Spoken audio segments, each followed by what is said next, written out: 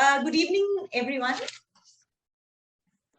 It's wonderful to see this vibrant audience, which comprises of, our esteemed clients, our patients, our caregivers, our staff. So it's a whole cross-section of people who are desperately and very anxiously waiting for Dr. Sachin to come on the screen. So it's my really proud privilege to introduce him today. And Zorgus Whom Healthcare is hosting this session on a very pertinent topic. We often talk of cancer in many ways. I think the most sought after and answers to questions are those which are related to prevention and risk factors. So before I hand over the mic to our very special guest speaker for the day, a brief introduction. Dr. Sachin Gupta is the Director Medical Oncology and Hematology Oncology at Max Super Speciality Hospital, Mohali. He has an illustrious career behind him. He's been associated with Medanta Cancer Institute, Medanta the Medicity, Gurgaon, and also worked as consultant medical oncology in Artemis Health Institute. So both big brands. In fact, he's one of the most sought after medical oncologists in the region. He's a silver medal first rank pathology and silver medal first rank preventive and social medicine, and the recipient of Rashtriya Gaurav Award by the India International Friendship Society, New Delhi.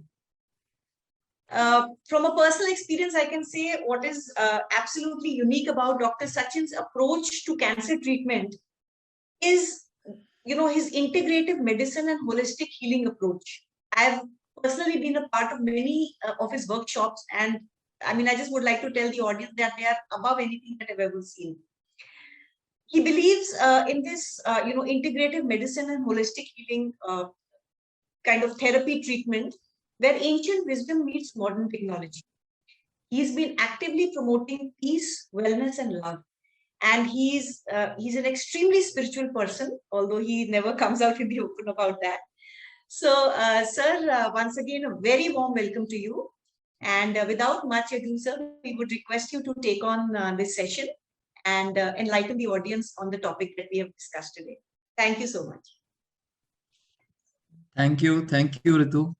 And thank you, Team Zorgus and Dr. Varun, for giving me this opportunity to be with you this evening today. और सारे listeners को, viewers को भी मेरा नमस्कार. And Ritu, you given a very elaborate introduction actually, and I hope I justify in next 30 minutes or so. हम कुछ ऐसी बातें करेंगे सबसे जो सबके लिए कुछ लाभदायक होंगी. तो I think हिंदी इंग्लिश कुछ मिक्स लैंग्वेज हम इस्तेमाल करें जो सब लोग समझ पाएं. हाँ जी सर. Is that okay? हाँ जी सर. हाँ जी बिल्कुल absolutely sir. Hindi and English would be the right mix. Yeah. तो आज का जो टॉपिक है वो कैंसर प्रिवेंशन पे है, और बट मैं शुरू इसमें ऐसे करेंगे, विल टॉक अबाउट उसके लक्षण क्या हैं, सिम्टम्स क्या हैं, और कुछ स्क्रीनिंग मेथड्स की बात करेंगे, और फिर कुछ अर्ली डिटेक्शन और प्रिवेंशन की बात करेंगे. तो इसमें आई थिंक समय जो है इसको ऐसे यूटिलाइज किया जाएगा. तो सबसे पहले अगर हम कैंसर जो है, कैंसर एक बहुत ही कॉमन बीमारी है, और कैंसर एक बहुत ही डर पैदा करने वाली बीमारी है. जब भी कभी डायग्नोज होता है तो इमीडिएटली बहुत भय उत्पन्न होता है मन में, और सारा जो परिवार है, पेशेंट है, वो एकदम से सदमे में आ जाते हैं. एक शॉक लगता है कि ये कैसे हो गया और हमें क्यों हुआ. एंड एक बार तो विश्वास ही नहीं होता कि कैंसर हो गया है, और हो गया उसको समझना, उसकी स्टेज जानना, फिर उसका ट्रीटमेंट करना, और एक बड़ी लंबी जर्नी है पेशेंट के लिए भी और उसकी फैमिली के लिए भी. और इसके बहुत फाइनेंशियल एस्पेक्ट भी हैं, बहुत जो बिकॉज ट्रीटमेंट काफी लोगों में बहुत ये कॉस्ट भी काफी हो सकती है, और ट्रीटमेंट काफी लंबे होते हैं. तो इसका बहुत एक फाइनेंशियल, सोशल, पूरी फैमिली पे असर हो जाता है जब एक पेशेंट को डायग्नोज होता है. तो कुछ सिम्टम्स हैं कैंसर्स के. तो अगर हम सिंपल जो भाषा में अगर हम लक्षण समझना चाहेंगे, तो हम ऐसा करते हैं कि सिर से पांव तक हम चलते हैं और उससे कोशिश करते हैं जानने की कि जैसे कैंसर अलग अलग ऑर्गन्स का हो सकता है. जैसे ब्रेन ट्यूमर अगर होगा किसी को, तो उसका एक लक्षण जो है, कोई नया दौरा पड़ना, या शरीर के किसी हिस्से की कमजोरी आ जाना, वीकनेस या पैरालिसिस, या हेडेक, वॉमिटिंग्स, ये भी इसके सिम्टम्स हो सकते हैं। और ऐसा कुछ हो तो तुरंत कुछ जांच करवा के सीटी स्कैन एमआरआई करके तुरंत इसका पता लग सकता है। और जो मुंह और गले के कैंसर्स हैं ये भी हमारे देश में बहुत कॉमन है टोबैको च्यूइंग के वजह से। और मुंह जीभ गले के कैंसर्स हैं उसका जो लक्षण है, कोई भी अल्सर जख्म होना, छाला होना जो भर नहीं रहा हो, जो ठीक नहीं हो रहा हो काफी हफ्ते काफी महीनों में। गले में जो है खाना निगलने में दिक्कत आना या दर्द होना, खाना फंस जाना गले में, और आवाज का बैठ जाना जिसको हॉर्सनेस ऑफ वॉइस बोलते हैं, अगर आवाज बैठ जाए और काफी हफ्ते काफी महीने बैठी रहे तो ये भी एक कैंसर का लक्षण हो सकता है। मुंह और गले के जो कैंसर्स हैं और जीभ के जो कैंसर्स हैं। और एक बहुत ही कॉमन कैंसर है ब्रेस्ट कैंसर यानी स्तन कैंसर, जो कि महिलाओं में बहुत कॉमन है। और this is number 1 cancer of women, महिलाओं में दुनिया में नंबर 1 कैंसर है।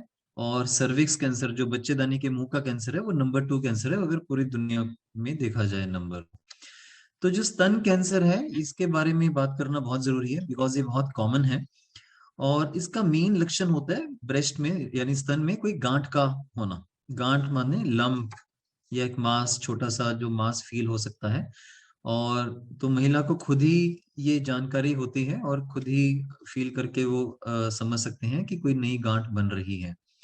इसके अलावा निपल से डिस्चार्ज होना या उसका अंदर को धंस जाना, या अगर ये ही जो है गांठ है बड़ी हो जाए और चमड़ी तक स्किन तक पहुंच जाए तो उसका जख्म भी वहां पे चमड़ी पर बन सकता है। और कुछ बगल में यानी एक्जिला में कुछ जो गांठें होना, जो ब्रेस्ट से है जब स्प्रेड करके एक्जिला में ये जा सकता है तो वहां पे कुछ गांठें आ सकती हैं। और स्प्रेड होने पर तो बाकी ऑर्गन्स के सिम्टम भी कोई भी कैंसर कर सकता है, पर मेनली जो गांठ है उसको आइडेंटिफाई करना बहुत जरूरी है। और लंग कैंसर एक बहुत कॉमन कैंसर है और इसमें जो लक्षण है मेनली लंग कैंसर के जो पेशेंट्स हैं, खांसी लगातार होती रहती है, ठीक नहीं होती। बलगम में खून आ सकता है, ये भी एक इसका लक्षण है। और सांस का फूलना, थोड़ा चलने पर ही सांस चढ़ जाना, सांस फूल जाना और सांस ना आना, छाती में भारीपन लगना, सफोकेशन लगना, ये लंग कैंसर के सिम्टम्स हो सकते हैं। और वेट लॉस और जो मतलब वजन कम होना और भूख ना लगना, ये बहुत कैंसर्स में ये कॉमन सिम्टम हो सकता है, कई कैंसर्स में ऐसे लक्षण आ सकते हैं। इसके अलावा कोई भी गर्दन में गांठ, बगल में गांठ, नीचे जांघों के पास कोई गांठ होना, सो लिम्फ नोड्स हो सकते हैं। लिम्फ नोड्स, लिम्फोमा जो है एक बड़े कॉमन कैंसर्स हैं और बाकी कैंसर्स में भी लिम्फ नोड में स्प्रेड होकर उनका साइज बढ़ सकता है। कोई भी बदहजमी होना जो लगातार चलती रहे और खाना हजम ना आए, या अपने जो खाने की और अपनी जो टॉयलेट जाने की जो हैबिट्स हैं उसका चेंज होना, कब्जी हो जाना, जो है पेट का अच्छे से साफ ना होना बहुत कोशिश करने पर भी, और इंडाइजेशन जो है ये भी एक लक्षण हो सकता है, इसकी भी जांच होनी चाहिए। और कोई भी जख्म जो है चमड़ी पर हो या कहीं भी हो जो ठीक ना हो रहा हो तो उससे ब्लीडिंग होना, और कोई भी जो अल्सर है वो भी कैंसर का लक्षण हो सकता है। इसके अलावा बड़ी आंत के कैंसर कब्जी के साथ, या जो है पॉटी में अगर खून आ रहा है उसकी वजह से खून कम हो जाता है शरीर में, उससे भी उसका ये भी एक लक्षण है, खून की कमी होना। और जो लेटरिन में खून आना, ताजा खून आना, वो नीचे के जो लास्ट हिस्सा रेक्टम और या बड़ी आंत बोलते हैं उसका वो लक्षण हो सकता है। और हर ऑर्गन का अलग तरह का लक्षण हो सकता है डिपेंडिंग अपॉन कि कौन से ऑर्गन का कैंसर है। पैंक्रियाज के कैंसर में कॉमनली जॉन्डिस हो जाता है। ऐसे गॉल ब्लैडर का कैंसर जो है वो भी बड़ा कॉमन है, उसमें भी लिवर में स्प्रेड करता है, जॉन्डिस कर सकता है, पेट में दर्द कर सकता है। तो इस तरह का कोई पेन का लक्षण हो और कोई भी लिवर, स्प्लीन, कोई भी ऑर्गन का साइज बढ़ जाए, वो भी एक चिंता का विषय है और तुरंत उसकी जांच हो जानी चाहिए। तो कैंसर्स को जल्दी पकड़ने के लिए कुछ स्क्रीनिंग मेथड्स हैं। और लाइक जो ब्रेस्ट कैंसर है, ब्रेस्ट कैंसर कॉमनली जो है एक मैमोग्राफी का टेस्ट है जो कि ब्रेस्ट का एक्सरेज है बेसिकली। 40 साल के ऊपर की महिलाओं में ये कहा जाता है कि रूटीनली 1-2 साल में मेमोग्राफी करवा के चेक कर सकते हैं, ताकि कोई गांठ आ रही है तो उसको जल्दी पकड़ लिया जाए, छोटे साइज की हो तभी पकड़ लिया जाए स्टेज 1 में, और ताकि इलाज जो है सरल हो जाए, आराम से हो जाए, और कम इलाज में ही क्योर हो सके। One question sir. और इसके अलावा यस सर कभी कभी फिशर के प्रॉब्लम की वजह से भी ब्लीडिंग होने लगती है, तो क्या हम कैसे पहचानेंगे कि ताकि हाँ कैंसर की वजह से है या फिशर की प्रॉब्लम की वजह से है? हाँ, वो हम बात करेंगे। अभी हम ऐसा करते हैं, क्वेश्चंस हम एंड में लेते हैं, मैं आपको सारी जानकारी देता हूँ, काफी कुछ आपके सवालों का जवाब जो है लेक्चर में हो जाएगा, उसके बाद हम जी सर। क्वेश्चन आंसर सेशन करते हैं, राइट। या तो ब्रेस्ट कैंसर की स्क्रीनिंग के लिए मेमोग्राफी का टेस्ट है, जो कि काफी इजीली उपलब्ध है। काफी जो गवर्नमेंट के अच्छे हॉस्पिटल्स हैं और प्राइवेट हॉस्पिटल्स और डायग्नोस्टिक सेंटर्स में मेमोग्राफी की मशीन्स हैं, जो और एक स्क्रीनिंग वैन्स भी हैं, बहुत हॉस्पिटल स्क्रीनिंग कैंप्स भी करते हैं, और ये आसानी से करवाया जा सकता है, और बहुत इसकी कॉस्ट भी बहुत ज्यादा नहीं है। और कोई भी गांठ आ जाए ब्रेस्ट में तो उसकी एक एफएनएसी टेस्ट होता है, स्मॉल नीडल, एक सुई से कुछ सेल्स की स्लाइड बना के ये चेक करते हैं कि क्या वो कैंसर के सेल्स हैं या नहीं है। तो एफएनएसी टेस्ट भी काफी सरलता से उपलब्ध है, तो वो करवाया जा सकता है मेमोग्राफी के अलावा। और कोई भी ऐसी गांठ महिला को लगे तो तुरंत उसकी जांच करवा लेनी चाहिए।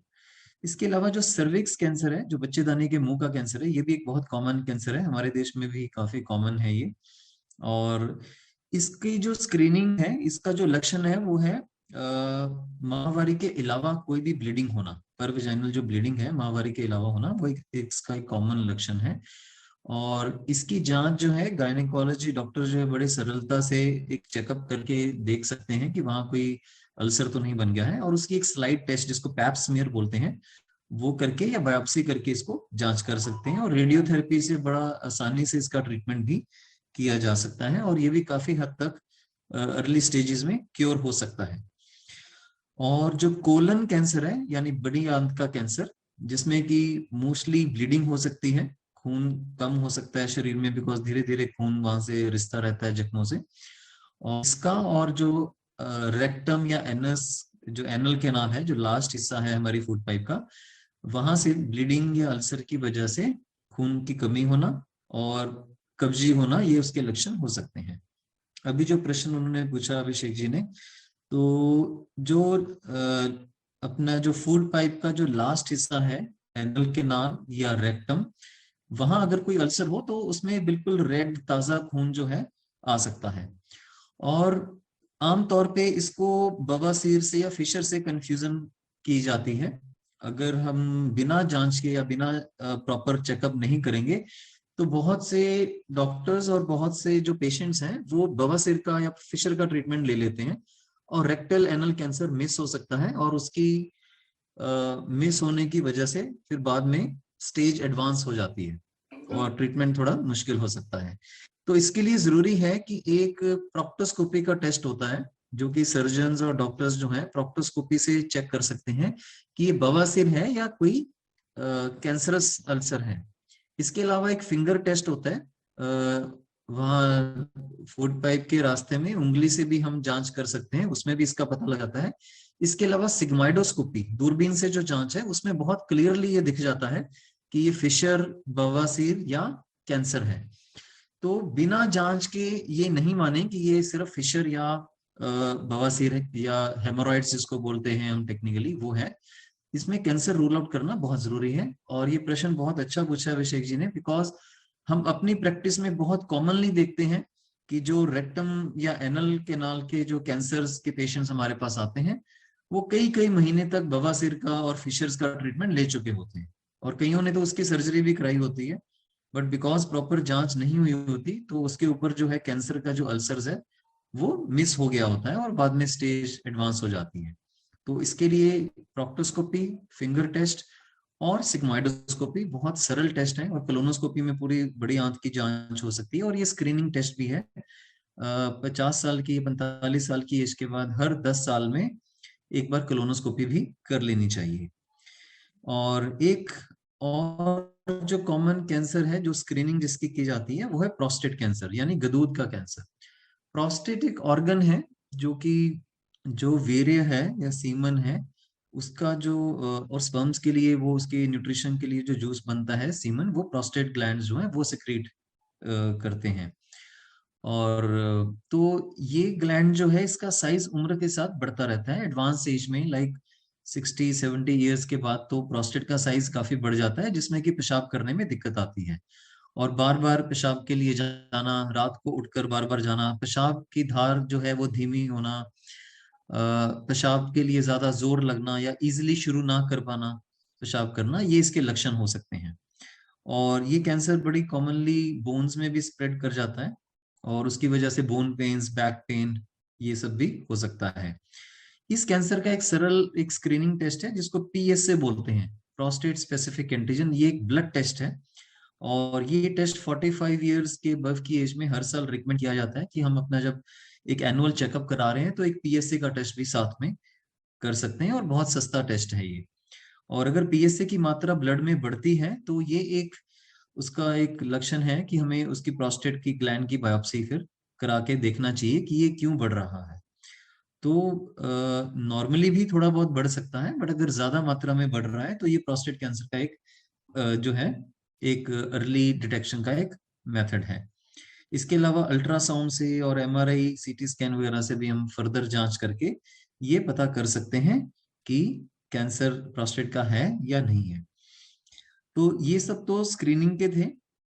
जो breast cancer, cervix, colon, prostate और हेड एंड नेक कैंसर जो है, जो मुंह और गले के कैंसर, वो इजिली हम टॉर्च से जो है लाइट रोशनी डाल के मुंह में देख सकते हैं कि कोई जीभ पर, गाल पर कोई अल्सर है, तो उस अल्सर की फर्दर जांच की जा सकती है। तो ये बड़े कॉमनली OPD में हम इन चीजों को देख सकते हैं और बहुत से डॉक्टर्स ये सब डिटेक्ट करने में सक्षम हैं, उनकी ट्रेनिंग है इसके लिए।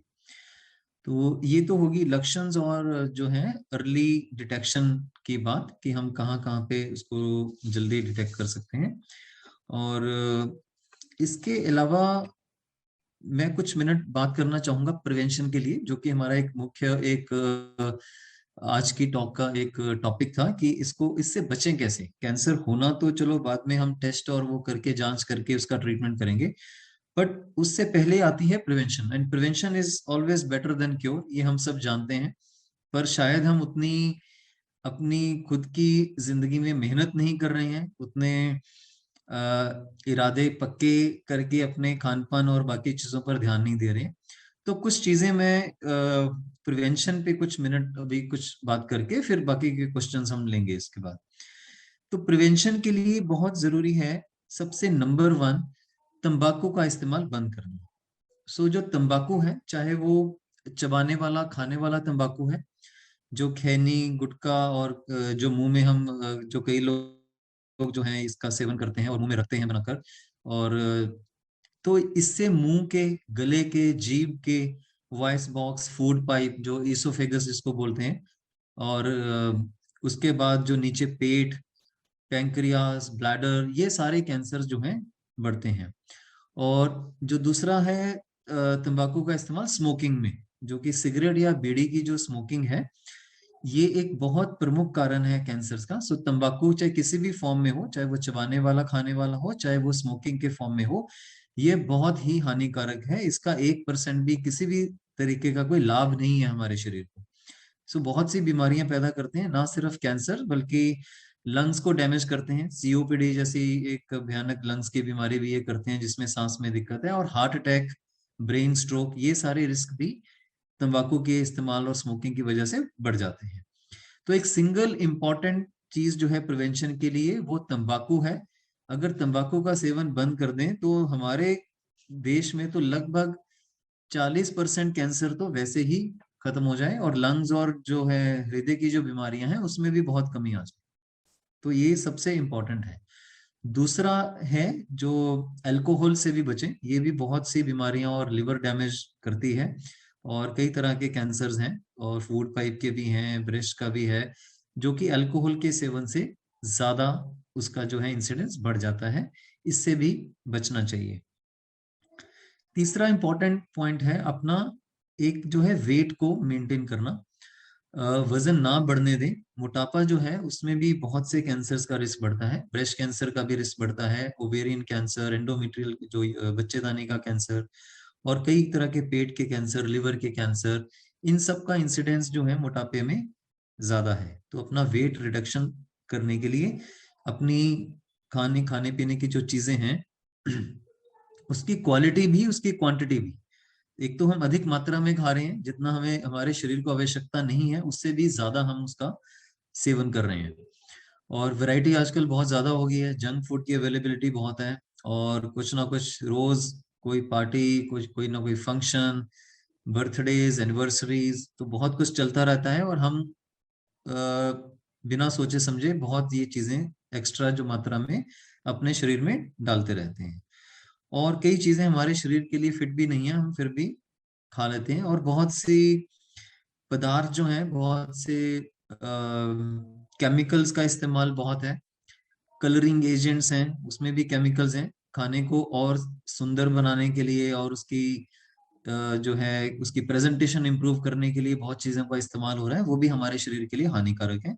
हमारी कोशिश होनी चाहिए कि हम एक शुद्ध ज्यादा से ज्यादा हो सके शाकाहारी खाना लें, फल और सब्जियों का सेवन ज्यादा करें, और ताजा फल सब्जियां, और खाने को बार बार पकाना, बार बार पका के फ्रिज से निकाल के फिर गर्म करके खाना, उसमें भी उसके जो विटामिन कंटेंट और न्यूट्रिशन जो है वो नष्ट होती है।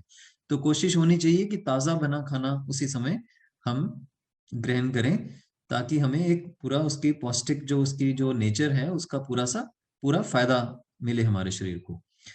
और एक बड़ी सिंपल सी बात है कि अगर हम पेट्रोल की गाड़ी में मिट्टी का तेल डालेंगे तो उसका इंजन खराब हो जाएगा, isn't it? सो डीजल की गाड़ी में पेट्रोल नहीं डलता, पेट्रोल की गाड़ी में मिट्टी का तेल नहीं डलता, पर हम अपने शरीर में क्या कुछ डालते हैं वो हम सब जानते हैं। और इसके अलावा जो जीभ का जो स्वाद है उसके लिए हम जो एक्स्ट्रा खाते रहते हैं उस पे भी कंट्रोल करना बहुत जरूरी है। सो जैसे कि मैंने बोला कि क्वांटिटी और क्वालिटी दोनों पे बहुत उसका अपना कंट्रोल करना चाहिए। सो ज्यादा से ज्यादा कच्चा खाएं, जो रॉ फ्रूट्स एंड वेजिटेबल्स हैं जिसमें उसके विटामिन उसके नष्ट ना हो, और प्रोसेस्ड चीजें, डब्बा बंद चीजों को कम से कम करें। तो उसका बहुत फैशन हो गया है, तो उसको बहुत कम करने की जरूरत है। एंड इसके अलावा एक्टिविटी, हमारा लाइफस्टाइल बहुत सिडेंटरी है, बैठकर काम करते रहते हैं, एक्सरसाइज नहीं है। तो कुछ ना कुछ 30-40 मिनट की एक्सरसाइज करना बहुत जरूरी है। एटलीस्ट हफ्ते में 5 दिन हम एक्सरसाइज जरूर करें, ताकि शरीर में जो है हमारी ताकत बनी रहे, हमारी मसल स्ट्रांग रहें, और हमारा मेटाबॉलिज्म ठीक से चलती रहे, और खाना जो है उसको हम फैट्स हैं और जो कार्बोहाइड्रेट्स हैं वो कंज्यूम होंगे, नहीं तो वो फैट में बदलकर हमारे शरीर में लेयर की लेयर चढ़ जाएगी उसकी। और इसके अलावा एक स्ट्रेस फ्री जीवन जो है ये भी जरूरी है। स्ट्रेस तो चलो होगा, स्ट्रेस मैनेज करना आना चाहिए, स्ट्रेस फ्री नहीं कह सकते हैं। हमारी लाइफ में, रूटीन में कुछ ना कुछ ऐसी घटनाएं या कुछ ना कुछ होता रहेगा जो हमें हमें चिंता का विषय बनता रहेगा, तो हमें उसको मैनेज करना है। तो एक्सेप्टेंस के साथ और लव और फॉरगिवनेस के साथ, सो फॉरगिवनेस बहुत जरूरी है। अगर हम अंदर अपने दूसरों के प्रति द्वेष और ये हेटरेड या ऐसा कुछ भावनाएं जमा करके रखेंगे, तो वो भी कहीं ना कहीं हमारे जो है चक्रा सिस्टम है उसमें एनर्जी फ्लो में ब्लॉक कर देती हैं, और वो भी हमारी बीमारियों का कारण है। तो खूब प्रेम करना, प्रेम बांटना, प्रेम देना लेना, और माफ करना, ये बहुत जरूरी है। ना माफ कर कर हम अपने अंदर ही बहुत कुछ जो है जमा करते रहते हैं, और वो हैवी होता रहता है, हमारा सिस्टम जो हमारा एनर्जी फ्लो है वो ब्लॉक लग जाते हैं, और ये बहुत एक प्रमुख कारण है काफी तरह की बीमारियां बनने का। एंड इसके अलावा हम अपने जो श्रोताओं को मैं एक बताना चाहूंगा कि ऑर्गेनिक खाना बहुत जरूरी है। बहुत से केमिकल्स का इस्तेमाल हो रहा है फार्मिंग में, और ये केमिकल्स जो है फूड पाइप जो फूड चेन के थ्रू हमारे शरीर में जाकर जमा हो रहे हैं, और ना सिर्फ कैंसर बट और भी जो हृदय की किडनी की और इनफर्टिलिटी की, स्किन प्रॉब्लम्स, आइज की प्रॉब्लम, हेयर लॉस, तो बहुत प्रॉब्लम्स जो हैं इन केमिकल्स की वजह से हैं। हमने खुद एक ऑर्गेनिक फार्मिंग कम्युनिटी शुरू की है ट्राई सिटी में, यहाँ चंडीगढ़ मोहाली में, जहाँ की हम एक 4 एकड़ लैंड लेकर खुद सब्जियां उगा रहे हैं, और जो हमारी मेंबर फैमिलीज हैं वो आपस में उसको हम डिस्ट्रीब्यूट करते हैं। तो आप भी अपने अपने एरियाज में ऑर्गेनिक फार्मिंग की तरफ जो है अपना जो कदम बढ़ाएं, और खुद शुरू करें जहां भी पॉसिबल है, ग्रुप बनाकर या अपने किचन गार्डन्स बनाकर खाने को अपने जो है न्यूट्रिशन वैल्यू बढ़ाएं और उसको और शुद्ध बनाएं, केमिकल फ्री बनाएं। और इसमें आप थोड़ा नेचर के साथ भी जुड़ेंगे और आपको थोड़ा एक्टिविटीज करने का भी जो है समय मिलेगा। एंड एक और जो इम्पोर्टेंट चीज है, कुछ वैक्सीन अवेलेबल हैं। हर कैंसर के लिए तो नहीं है, बट कुछ कैंसर्स हैं जो वैक्सीन से जिनका जो है रिस्क कम किया जा सकता है। जैसे लिवर कैंसर जो हेपेटाइटिस बी की वजह से हो सकता है। हेपेटाइटिस बी एक वायरस है, तो वायरल इन्फेक्शंस जो करती हैं, तो हेपेटाइटिस बी की वैक्सीनेशन उपलब्ध है, वो की जा सकती है, और इससे हेपेटाइटिस बी की इन्फेक्शन और उससे होने वाले लिवर कैंसर को कम किया जा सकता है। और एक और इम्पॉर्टेंट है human papilloma virus vaccine. So human papilloma virus जो है वो सर्विक्स कैंसर का कारण है। सर्विक्स कैंसर यानी बच्चेदानी के मुंह का कैंसर। तो इसके लिए कुछ वैक्सीन अवेलेबल हैं, जो सब गायनेकोलॉजिस्ट डॉक्टर्स हैं उनको इसकी जानकारी रहती है। तो जो लड़कियों में और महिलाओं में ये वैक्सीन का इस्तेमाल किया, 9 से 45 साल की एज में इसको रिकमेंड किया जाता है। इसकी 3 डोजेज होती हैं। तो ह्यूमन पैपिलोमा वायरस के लिए जो वैक्सीन है, उसके इस्तेमाल से सर्विक्स कैंसर के इंसिडेंस को काफी हद तक कंट्रोल किया जा सकता है। तो इसकी जानकारी आप अपने नजदीक के गायनेकोलॉजिस्ट डॉक्टर से ले सकते हैं।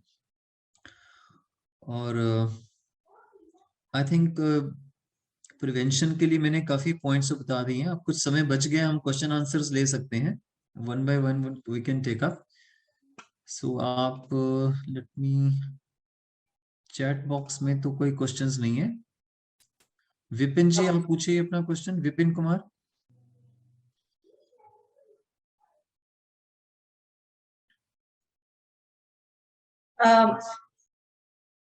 तो डॉक्टर सचिन, थैंक यू, बहुत बहुत आपका धन्यवाद। बहुत विस्तार से, बहुत अच्छे से आपने सारे तरह के कैंसर जो हैं उनको बहुत अच्छे तरीके से सिंपली आपने लेमन लैंग्वेज में समझाया। I think it was a beautiful session, very insightful, and I think you spoke about a lot of things, starting from organic food to vaccines, all the latest advancements. So I think it was a very engaging session. Can I request now anybody from the audience, अगर आप कुछ question पूछना चाहें, बस आप अपने आप को अनम्यूट कर लें and you can please ask the question. Thank you.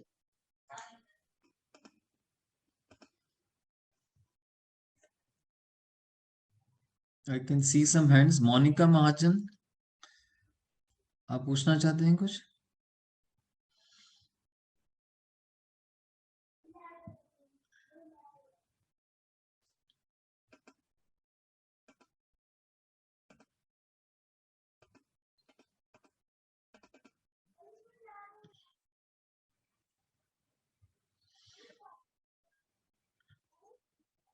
I think Monica is not able to, उनकी वॉइस कनेक्शन नहीं है। Hello sir, good evening sir. हाँ जी, यस पूछिए। Sir, my question is that कि मेरी फैमिली मतलब क्लोज फ्रेंड थे एक, उनकी ब्रेस्ट कैंसर रिमूव हो गया था, बट उसके 3 मंथ्स के बाद उनकी डेथ हो गई। तो मैं ये पूछना चाहती हूँ कि रिमूव होने के बाद भी इसका जो मतलब कैंसर का जो सरवाइव होना मुश्किल हो जाता है पेशेंट का? नहीं, मतलब देखो किसी भी कैंसर में उसका सर्वाइवल जो है डिपेंड करता है कि वो कैंसर किस स्टेज में है और उसने कौन कौन से जो दूसरे ऑर्गन्स हैं, दूसरे अंग हैं, उनको प्रभावित किया हुआ है या स्प्रेड हो चुका है। सो मेजॉरिटी ऑफ द केसेस जो स्टेज 1, 2, 3 कैंसर्स हैं वो काफी हद तक ठीक हो सकते हैं, और स्टेज 3 में भी काफी हद तक क्योर हो सकता है। आमतौर पर जो स्टेज 4 कैंसर्स हैं उसमें क्योर पॉसिबल नहीं होता है, बट कई स्टेज 4 में भी इलाज के द्वारा लाइफ को काफी प्रॉन्ग किया जा सकता है और कैंसर को कंट्रोल करके कई पेशेंट्स काफी नॉर्मल जीवन भी जी सकते हैं। बट इट ऑल डिपेंड्स कि कौन सा कैंसर है, लाइक जो पैंक्रियाज का या गॉल ब्लैडर या स्टमक कैंसर अगर स्टेज 4 होते हैं तो वो काफी जो है उसमें सर्वाइवल ज्यादा नहीं मिलता है। But breast cancer even stage 4 में काफी अच्छे रिजल्ट्स हैं। बट आपके जो संबंधी जिनकी आप बात कर रहे हैं, अब ऐसे कहना मुश्किल है कि उनके केस में क्या स्टेज रही हो, बिकॉज आपको भी शायद उसकी जानकारी नहीं है। तो हो सकता है उनकी एडवांस स्टेज रही हो और जब डायग्नोज हुआ है तो इसलिए शायद वो सरवाइव नहीं कर पाई। बट ब्रेस्ट कैंसर में तो स्टेज 4 में भी बहुत अच्छे रिजल्ट्स मिल सकते हैं। Okay, thank you. One question sir. हाँ जी अभिषेक। सर कभी कभार हमें ऐसे पेशेंट देखने को मिलते हैं जिनको जीभ का जो कैंसर हो जाता है, तो फिर जो पेशेंट होते हैं वो ये मान लेते हैं कहीं माउथ अल्सर तो नहीं है, छाला तो नहीं है, फिर उसके चक्कर में वो अपना काफी टाइम बर्बाद करते हैं और जो कैंसर होता है वो फर्स्ट सेकंड थर्ड पे पहुंच जाता है। यस तो इस सिचुएशन में कैसे हम बचे, कैसे क्या करें क्या ना करें जो यस अभिषेक, बहुत हाँ अच्छा क्वेश्चन पूछा है। बिकॉज अल्सर्स जो हैं कॉमन लक्षण है कैंसर का। तो जी कोई भी अल्सर अगर वो ठीक नहीं हो रहा तो वो एक कैंसर का लक्षण हो सकता है। आमतौर पर जो हमारे जो मुंह में छाले होते रहते हैं सबके, हर इंसान के कुछ ना कुछ जो है कभी ना कभी ज्यादा गर्म खाने से या ज्यादा तीखा खाने से भी हो सकते हैं। एंटीबायोटिक्स लेते हैं हम इन्फेक्शन के लिए, उससे भी छाले हो जाते हैं मुंह में। पर ये छाले जो हैं आमतौर पर 2-3 हफ्ते में ठीक हो जाते हैं। अगर कोई भी अल्सर या छाला अगर वो नहीं ठीक हो रहा है तो तुरंत उसकी जांच करवानी चाहिए। एक बायोप्सी के टेस्ट से और जांच जी से सर। हम क्लियरली पता कर सकते हैं कि ये कैंसरस अल्सर है या कोई नॉर्मल अल्सर है। जी सर, तो उसकी जांच थैंक को यू। डिले नहीं करना चाहिए। Okay sir, thank you. Yeah yeah hi sir, I wanted to ask one question. जैसे आजकल हम सुनते हैं कि थर्ड स्टेज पे कैंसर पहुंच गया था, फिर पता लगा सर्विकल कैंसर था या ब्रेन कैंसर था, तो हमें काफी जब थर्ड स्टेज पे हुआ तब पता लगा। तो how can we detect, like early stage पे कैसे पता लग सकता है इन चीजों के बारे में? देखो, अर्ली स्टेज जो है उसको पता करने के तो लक्षण जो है उसको इग्नोर नहीं करना है। बट आपकी ये बात ठीक है कि हर कैंसर को हम 100% अर्ली नहीं पकड़ सकते हैं। कई बार कैंसर जब डिटेक्ट होता है तो ऑलरेडी वो स्टेज 3 या स्टेज 4 में पहुंच चुका होता है। ये it's a matter of chance.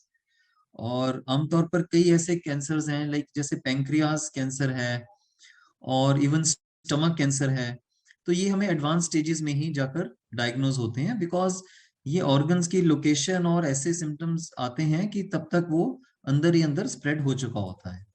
पर जहां भी पॉसिबल हो हमारी कोशिश होनी चाहिए कि हम जल्दी से कोई लक्षण को इग्नोर ना करें। तो मेजॉरिटी जो केसेस हैं हमारे पास जो आते हैं उसमें लेट स्टेजेस में डिटेक्ट होने का एक मेन कारण ये रहता है कि जो जांच है वो लेट हो चुकी होती है। लाइक कई लेडीज हैं स्तन कैंसर के लिए अपनी वो गांठ को इग्नोर कर देते हैं। और ये भ्रांतियां भी हैं कि बायोप्सी कराने से स्प्रेड हो जाएगा। ये मिथ है कि स्प्रेड हो जाता है, अगर हम ज्यादा उसकी जांच करवाते हैं ये स्प्रेड हो जाएगा, इस वजह से जांच ही नहीं करवाते। और कई बार हम, जैसे पहले एक प्रश्न पूछा था कि जो फिशर का ट्रीटमेंट या पाइल्स का ट्रीटमेंट करके रेक्टल कैंसर लेट हो जाता है, इसी तरह से लंग कैंसर जो है हमारे कंट्री में जो ट्यूबरकुलोसिस है ये बहुत कॉमन है। जो फेफड़े के कैंसर वाले पेशेंट्स हैं वो कई 6-6 महीने टीबी की दवा खा के फिर हमारे पास पहुंचते हैं। तो उसको, उसकी जो जांच करने में जो एफर्ट है उसकी कमी पेशेंट्स की तरफ से भी है और मेडिकल कम्युनिटी की तरफ से भी है। कहीं ना कहीं हम इन लक्षण को आइडेंटिफाई करने में देरी कर देते हैं और वो स्टेज उसकी बढ़ जाती है। सो सर, जैसे हमारे टेस्ट होते हैं, जैसे हम रेगुलर हम ब्लड टेस्ट करवाते हैं, जैसे कोई प्रॉब्लम ना हो तो हम रेगुलर टेस्ट करवाते रहते हैं, तो कैंसर को डिटेक्ट करने के लिए भी ऐसा फिर रेगुलर टेस्ट हो सकता है जो हाँ, हमें मैंने regularly जैसे करवाना चाहिए? स्क्रीनिंग टेस्ट की बात की है। देखो, कोई भी 100% कोई भी टेस्ट नहीं होता है। इसमें कुछ चांसेस होते हैं उसको जल्दी पकड़ने के। एक तो हम अपना एनुअल हेल्थ चेकअप करवा सकते हैं जिसमें कि ब्लड टेस्ट हैं लिवर के, किडनीज के, सीबीसी, और एक मैमोग्राफी टेस्ट 40 साल के ऊपर, कोलोनोस्कोपी 45-50 के ऊपर, और पीएसए का जो ब्लड टेस्ट है पुरुषों में वो 45 साल के ऊपर, और पैप स्मीयर जो है वो मैरिड लेडीज को करवाना चाहिए, अनमैरिड में नहीं करते हैं, उसके बाद ही उसकी जो है चांसेस बढ़ते हैं। तो एवरी 2-3 इयर्स एक पैप स्मीयर का टेस्ट कर सकते हैं जांच के लिए कि उसमें कोई सर्विक्स में जो बच्चेदानी का मुंह है उसमें कोई चेंजेस तो नहीं आ रही। और मुंह और गले के कैंसर तो देख के ही समझ में आ जाते हैं। पर कहीं खाना खाने में दिक्कत है, खाना फंस रहा है, कब्जी है, ब्लीडिंग है, अल्सर है, कहीं पेन है, तो कोई भी सिम्टम है उसकी तुरंत जांच करवाएं, और कोई भी स्कैन कराने से झिझके नहीं, ताकि ओके जल्दी डिटेक्शन हो सके। Okay, thank you sir. Hello. Yes. Sir, my name is Lalit. हाँ जी। सर, मेरा क्वेश्चन ये है कि सर मुझे लॉन्ग टर्म एसिडिटी रहती है, मीन्स मुझे वीक में 5 डेज एसिडिटी रहती है, तो मुझे DSR लेना पड़ता है। तो सर मैंने स्टडी करी थी तो मैं गूगल पे, तो मुझे ये पता लगा कि ज्यादा दिन एसिडिटी रहे तो एसिडिटी सेल्स कैंसर में कन्वर्ट हो जाते हैं, कुछ ऐसा। तो सर इसके बारे में मेरा डाउट था। यस, कोई भी लॉन्ग टर्म प्रॉब्लम अगर बनी रहे अंदर ही अंदर, तो एसिड, ज्यादा एसिड जो है या एसिडिटी है, वो भी हमारे अंदर के जो सेल्स हैं, लाइनिंग जो है फूड पाइप की, उसको डैमेज करके और उस वहां इंजरी होती रहेगी, तो लंबे समय के बाद ये कैंसरस प्रोसेस में कभी कभी हो सकता है। ऐसा कोई जरूरी नहीं है कि ऐसा हो। तो अगर आपको एसिडिटी है, पहले तो एसिडिटी का कारण क्या है? सबसे प्रमुख कारण है एसिडिटी का एंजाइटी या चिंता या स्ट्रेस। तो एसिडिटी अपने आप नहीं होती है, उसका भी पीछे कोई उसका कारण होना चाहिए, उस कारण को आइडेंटिफाई करना जरूरी है।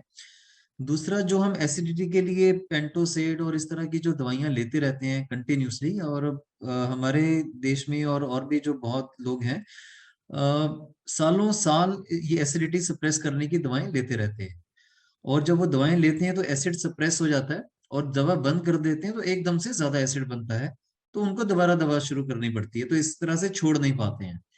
तो कोशिश होनी चाहिए धीरे धीरे करके इन दवाओं पे जो निर्भरता जो बन गई है उसको कम किया जाए। और गैस्ट्रोएंटरोलॉजिस्ट जो डॉक्टर्स हैं, वो एक एंडोस्कोपी करके जांच कर सकते हैं कि अंदर एक तो आपका स्टमक और फूड पाइप को चेक कर सकते हैं कि वहां कुछ इस तरह की कोई प्रॉब्लम तो नहीं पैदा हो रही है कैंसर जैसी। और ज्यादा एसिड बनने के कारण को भी आइडेंटिफाई करने के लिए कुछ टेस्ट किए जा सकते हैं। तो आप अपने खुद का जो है जांच करवा के गैस्ट्रो डॉक्टर से इसकी इसका कारण ढूंढने की कोशिश कीजिए कि क्यों एसिडिटी आपको ज्यादा रहती है, और तब उसका समाधान होगा। Alright. Okay, thank you sir. Hello sir, मेरा इसके रिलेटेड एक क्वेश्चन है, क्या हम ब्लड पीएच चेक कर सकते हैं?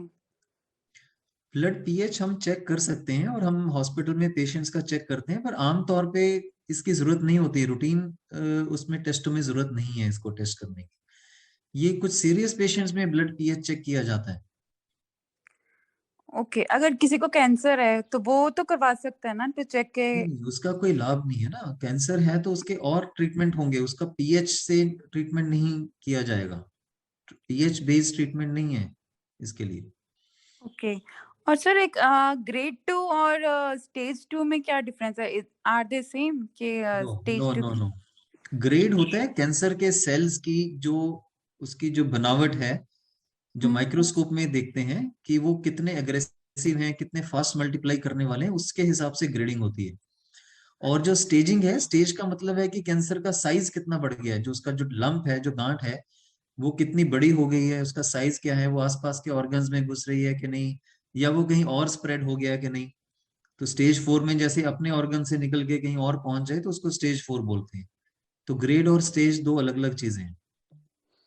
तो स्टेजिंग फिर कौन से टेस्ट से पता चलता है? स्टेजिंग हम सीटी स्कैन्स, MRIs और पेट स्कैन्स, इन टेस्टों से करते हैं।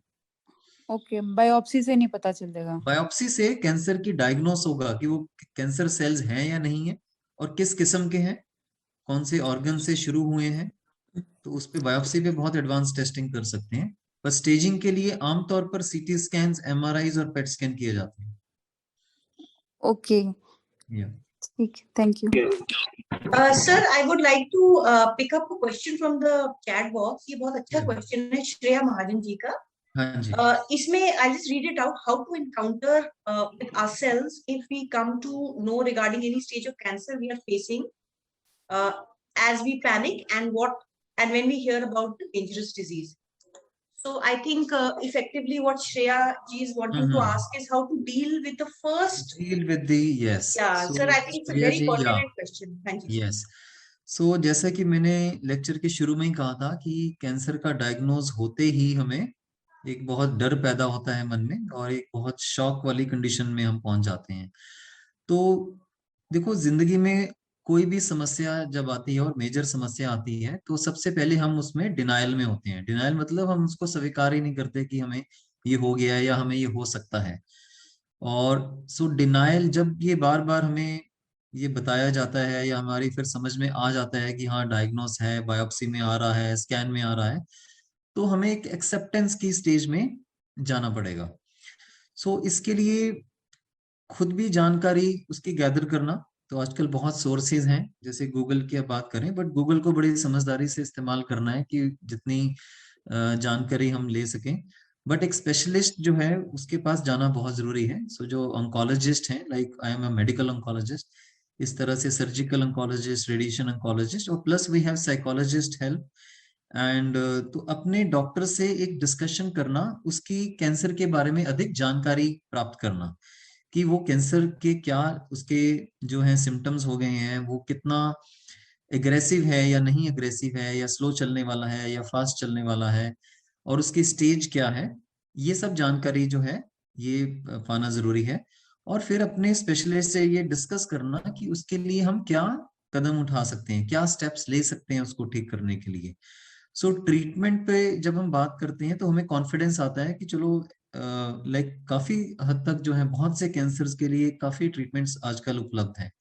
आज से अगर हम 20 साल पहले से कंपेयर करें तो बहुत चेंजेस आ चुकी हैं इलाज में, कीमोथेरेपी की मेडिसिन में, टारगेटेड मेडिसिन, इम्यूनोथेरेपी मेडिसिन, और इसके अलावा सर्जिकल टेक्निक्स बेटर हो गई हैं, रेडिएशन टेक्निक्स बहुत प्रिसीजन वाली हो गई हैं। तो काफी चेंजेस आ गई हैं। तो अपने स्पेशलिस्ट से ये बात करनी है कि आपके ट्रीटमेंट के लिए, आपकी बीमारी के लिए, स्टेज के लिए क्या क्या जो है उपचार जो है उपलब्ध हैं और पॉसिबल हैं। और प्लस एक स्पिरिचुअलिटी से जुड़ना बहुत जरूरी है। सो जो हमारे जो एक स्पिरिचुअल एस्पेक्ट है, जो हमारी आत्मा का जो एस्पेक्ट है, उसके साथ अगर हम जुड़ेंगे तो हमें बहुत से प्रश्नों का जो है वहां भी आंसर मिलेगा कि हमें आफ्टर ऑल डिजीज क्यों है या चैलेंज लाइफ में क्यों आया है, और उसके लिए हम क्या कर सकते हैं। और मैंने पहले लव फॉरगिवनेस के बारे में भी बात की है। सो बहुत सी प्रॉब्लम्स जो है हमारी लाइफ में, दे आर कमिंग फ्रॉम हमारे जो बिलीफ सिस्टम है वहां से आ रही हैं प्रॉब्लम्स, हमारी धारणाओं से आ रही हैं, हमारे लाइफस्टाइल से आ रही हैं, हमारे परिवार में हमारे जो बाकी रिश्तेदारों के साथ क्या संबंध है, हस्बैंड वाइफ का जो रिलेशन है, या ब्रदर सिस्टर्स के साथ, या पेरेंट्स के साथ, या हमारे साथ कुछ इनजस्टिस हुए लाइफ में, हम उसको भुला नहीं पा रहे हैं, माफ नहीं कर रहे हैं। और तो जो ये जो मानसिक जो हमारी कंडीशन है उसके उसमें इन चीजों के आंसर्स हो सकते हैं। तो हमारी कोशिश होनी चाहिए, अपार्ट फ्रॉम मेडिकल ट्रीटमेंट, हम थोड़ा स्पिरिचुअलिटी की तरफ भी मुड़े, कुछ ध्यान मेडिटेशन में जाएं, शांति में बैठकर अपने अपने जो अंदर जो आंसर्स आ रहे हैं इन चीजों को, उसको आइडेंटिफाई करने की कोशिश करें, और लव और फॉरगिवनेस के साथ इनको हम हैंडल करें इन इश्यूज को। तो उसमें हमें बहुत हेल्प मिलेगी इस बीमारी को समझने में। और हमारा जो ट्रीटमेंट है उसके दौरान भी जो हमें कॉम्प्लिकेशंस आ रही हैं, साइड इफेक्ट्स हैं, और जो समस्याएं हैं, उनको उनको जो है आइडेंटिफाई करने में, उनको एक्सेप्ट करने में, और उनको डील करने के लिए भी बहुत हिम्मत मिलेगी। तो प्लीज इसको भी आप अपने जो है लाइफ में, not only for cancer, for all problems and for all illnesses, चाहे कोई और भी बीमारियां हैं, उसके लिए भी ये बहुत हेल्पफुल हो सकता है। I think that answers your question, right? Hello, नमस्कार सर जी। नमस्कार जी। सर जी, मुझे एक पूछना है, ये जो बच्चों में पाया जाता है कैंसर, मतलब नॉर्मली 1 ईयर 2 ईयर का, उनमें आजकल काफी केस देखे मैंने, 3-4। हाँ देखो, कैंसर किसी भी एज में हो सकता है। आमतौर पर कैंसर जो है एडवांस, जो एल्डरली जो ग्रुप है, जितनी हमारी आयु बढ़ती है तो कैंसर का जो है इंसिडेंस बढ़ता है। पर बच्चों में कुछ खास किस्म के कैंसर्स होते हैं, जैसे विल्म्स ट्यूमर है, न्यूरोब्लास्टोमा है, कुछ ब्रेन ट्यूमर्स हैं, और एक ब्लड कैंसर जो है ALL, ये बच्चों में बहुत कॉमन है।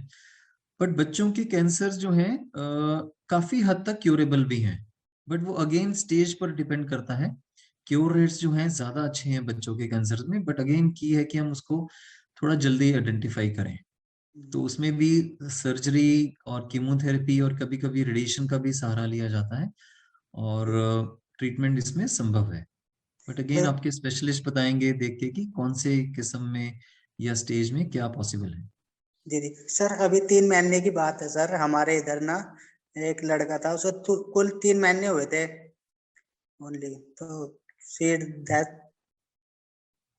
देखो हो सकता है कई चीजें जो हैं अर्ली उसमें जब ये सेल्स की फॉर्मेशन होती है, कुछ सेल्स जो हैं वो जी मल्टीप्लाई करना शुरू कर जाते हैं अनकंट्रोल्ड। तो cancer basically is multiplication, cells की मल्टीप्लिकेशन हो रही है और उस पर कंट्रोल नहीं है।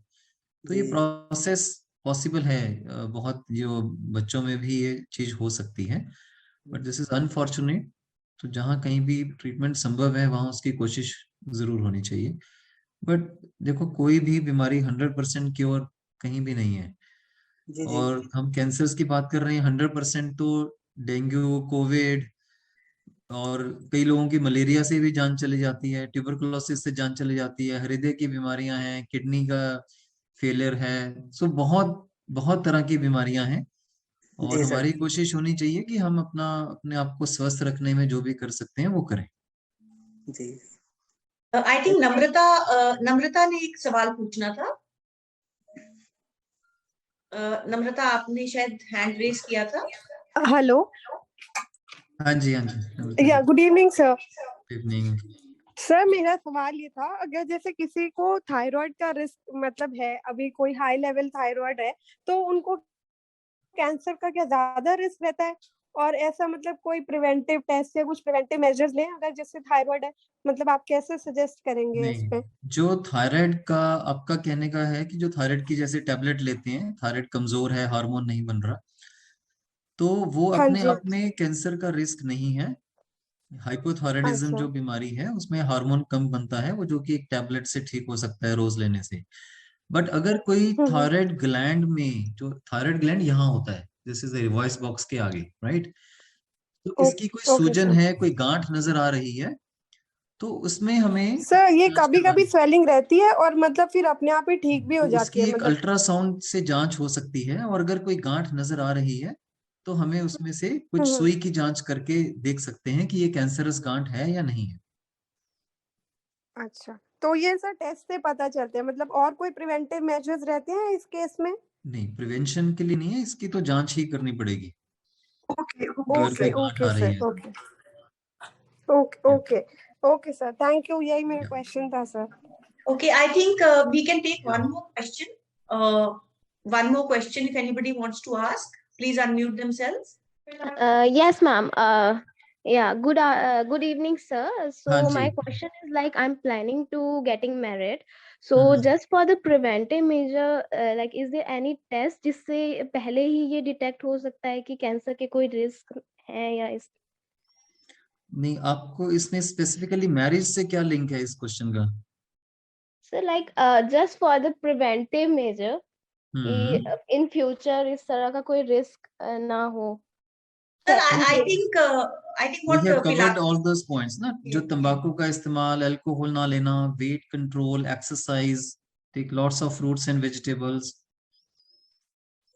I think probably, sir, what she's indicating is pre-screening. I don't know if there is something like that or not, but probably marriage that के is. पर्टिकुलरली मैरिज एंगल से कोई प्री स्क्रीनिंग नहीं होती है, वो तो जनरल आप अपनी एक जांच करवा सकते हैं, हेल्थ चेकअप जो है।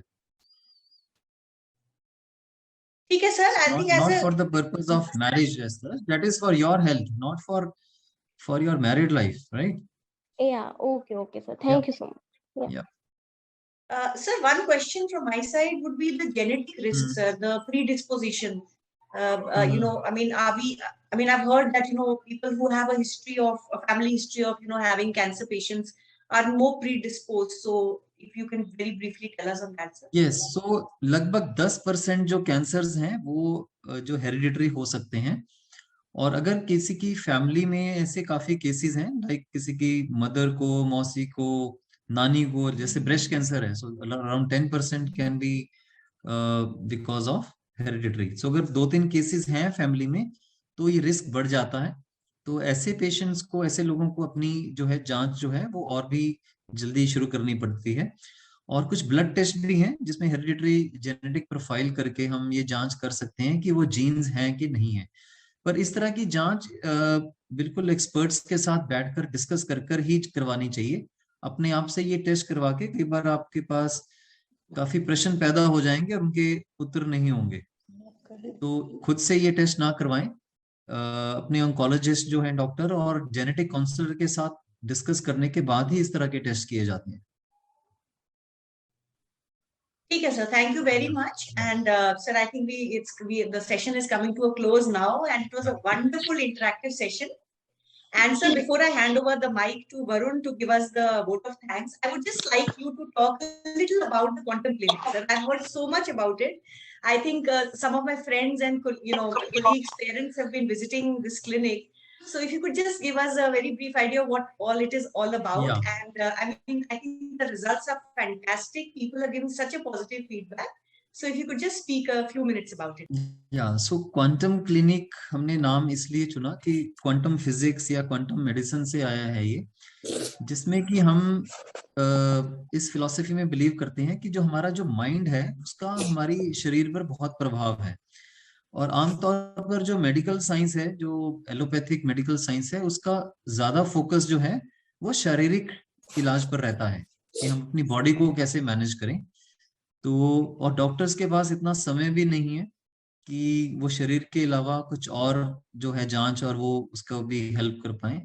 तो हमारी क्वांटम क्लिनिक में कोशिश है कि हम पेशेंट्स को एक पूरा होलिस्टिकली, पूरा as a not only their bodies but उनके माइंड और सोल लेवल पर हम जाके उनकी हेल्प कर पाए। तो जैसे मैंने पहले लव और फॉरगिवनेस की बात की है, इसके अलावा ग्रेटिट्यूड का जो फीलिंग है, जो हम थैंक्स बोलना जो है और माफ करना, थैंक्स बोलना, प्लस अपने जो सिस्टम में, जो बिलीफ सिस्टम में चेंजेस लाकर, अफर्मेशंस कर कर, मंत्रास बोलकर, साउंड हीलिंग कर कर, प्लस योगा मेडिटेशन इस्तेमाल कर कर हम अपने एनर्जी सिस्टम को अंदर से ठीक करें और अपनी मन और आत्मा के लेवल पर जाकर भी अपने आप को हील करें, ना सिर्फ शरीर पर हम कंसंट्रेट कर कर ना रहें। तो इसके लिए हम इंकरेज करते हैं कि पेशेंट्स कुछ सेशंस लें, हमारे जो हीलर्स हैं, हमारे जो साइकोलॉजिस्ट हैं, उनके साथ कुछ पर्सनल सेशंस लेकर अपने जो अंदर ये जो सब बिलीफ सिस्टम में जो चेंजेस आ गई हैं उनको भी क्लियर करें, अपने एनर्जी ब्लॉक्स क्लियर करें। और ये भी हमें सीखना पड़ेगा, माफ करना, प्यार करना, ये चीजें भी ना हमें स्कूल कॉलेजेस में सिखाई नहीं गई हैं। इट इज वेरी इंपॉर्टेंट कि हम ये सीखें प्रोफेशनल हीलर से और साइकोलॉजिस्ट से। तो साथ साथ ये सब करेंगे तो हमारे जो बीमारियां का जो है उनको ठीक होने में मदद मिलेगी, हमें साइकोलॉजिकल हेल्प मिलेगी और मन आत्मा पर हमारा जो है उसका भी जो हीलिंग है वो भी साथ साथ चलेगी, ना सिर्फ शरीर की। Wonderful, sir, and wish you all the best. And I'm sure a lot of patients, a lot of people, unwell people are benefiting, which I'm very much aware, and wishing you all the best in the future. So to our esteemed audience, I would like to say that we are also at the end of our 8-year celebrations. So for this, I think I would request Varun Gupta, our founder and CEO, to come on, switch on the camera and come on the forefront. And please share your views with us and also give a vote of thanks to our very esteemed guest speaker today. Varun? Sure. Thank you, first of all, Ritu. I hope I'm audible. Absolutely. Absolutely. Right. Okay. Firstly, thank you so much, Dr. Sachin. I think I have overheard all your conversation from the beginning till now. I must say, जो आपने quantum clinic की बात करी है, जो नाम दिया है, and plus the holistic approach that you have been following, this last 1 hour we have completely witnessed that. जितना patiently आपने सारा, you have explained everything about the cancer as a journey and the preventive aspects and the I would say most importantly the idea of what role mind or soul plays, or I would say the your particularly जो हम पूरा एक 360 degree angle की बात करते हैं, it is not just that we should be working only on a health as one of the parameter or diet as one of the parameter. So mind, soul, so everything is interconnected, and I think that is where you have been reinforcing everything, and that coming from a medical oncologist, because normally हम लोगों ने ये देखा है कि जो doctors होते हैं वो बहुत मेडिकल साइंस की बात करते हैं, and your case seems to be too exception कि जहां पर आप एक पूरा एक होलिस्टिक और एक 360 डिग्री अप्रोच की बात कर रहे हो. तो I must congratulate you on all your efforts and my sincere thanks to you for enlightening our audience today and being so patient in answering all the questions, right? So now about Zorgers. Yes, so we formally complete 8 years today, and it is all about this journey is a mix of, I would say, a great learnings for us. I think the way first time in India we've been able to create a team of, say, highly skilled, motivated, about 4,500 plus caregivers, right? So who are fully dedicated in terms of providing all possible support to dependent elders and bedridden patients. So Zorgers has been fully committed in terms of improving the quality of life of such individuals, whether it is a dependent elder or somebody who is a bedridden patient. हमारा जो story है वो ज्यादा migrant population से link रहा है, people who are who are like leave their hometowns in terms of their livelihood per se or a career per se, and finally I would say they their parents or grandparents or loved ones in a particular age needs a lot of tender care. So this we last 8 years we've been blessed to support almost 30,000 plus families through this network of 4,500 plus caregivers, and including all possible range of medical equipments. So I think as a key summary part, I would say that, again, for all the audience who have been connected on the call right now, so I would say it is more to do with the journey for the Zorgers is going to be more aligned. Number one, you will see us in maximum number of cities. So I think 2022, we are already, committed to start 15 more cities, including all major metros in India. So Delhi is the first thing that we are announcing in December. So it is already under rollout. And then we are coming up with the chapters in Mumbai, Pune, Hyderabad, Bangalore, Calcutta, and many other cities, which we'll keep announcing as and when. So this is the number one thing that we are committing. On a caregiving front, we are going to take this workforce of current 4,500 to minimum, I would say 50,000 by the end of this year. So that is again something that we are committed on. And thirdly, today we are highly, I would say, largely a physical healthcare service provider, and with banging on the ideas of Dr. Sachin here in this. So you would see Zorgers also growing a lot in the preventive space.